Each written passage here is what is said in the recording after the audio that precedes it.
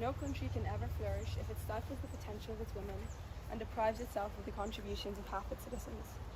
These are the words of Michelle Obama, the first African American First Lady of the United States, who became a role model for women everywhere and an advocate for higher access to education for girls internationally.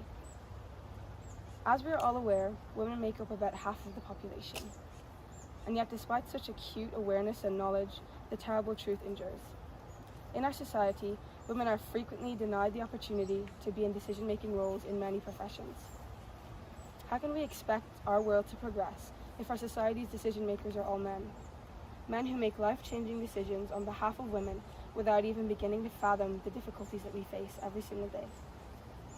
For instance, the sales value of the feminine hygiene market worldwide is $37.4 billion US.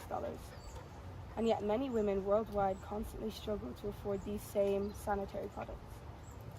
In fact, in Kenya alone, approximately half of all school-aged girls do not have access to any of these sanitary products at all. I mean, if men had to menstruate every month, there'd be free pads in every Happy Meal. So why is it that men feel entitled to profiting off of women's necessary health requirements? Now let's talk about empowerment itself. Empowerment is a broad concept, and everyone's definition seems to be quite different. However, the general concept of empowerment is to involve those who are frequently left out of decision-making. In this case, women need to be empowered due to the exclusion and lack of acceptance in being part of making impactful decisions. In the Dáil Éireann, which is the Irish government, only 25% of its 160 members are women. The same government who tried to hide the Tuam scandal, where unmarried women were sent to houses of refuge to give birth, in which 1,000 children had been given for illegal adoption in the US without the mother's consent.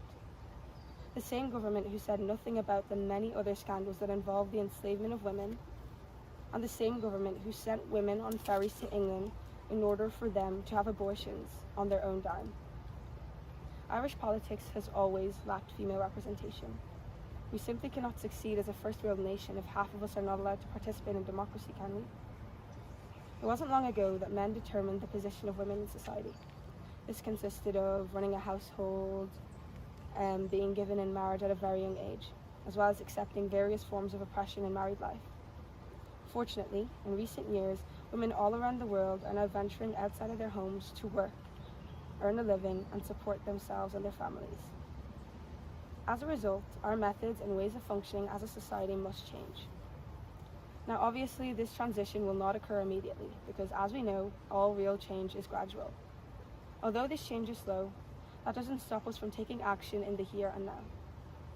That is why the UN Global Compact and the UN Women collaborated to create the Women's Empowerment Principles. These 7 principles offer practical advice as to how to empower women in the workplace and throughout our daily lives.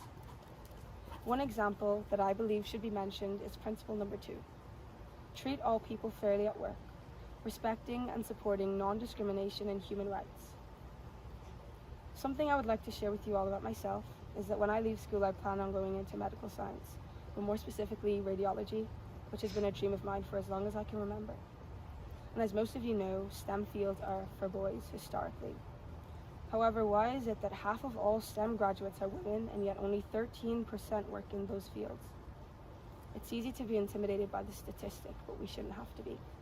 In fact, it was just 2 years ago that my chemistry teacher openly told us that he preferred male students over female ones, as he believed that they were more efficient and they were easier to teach.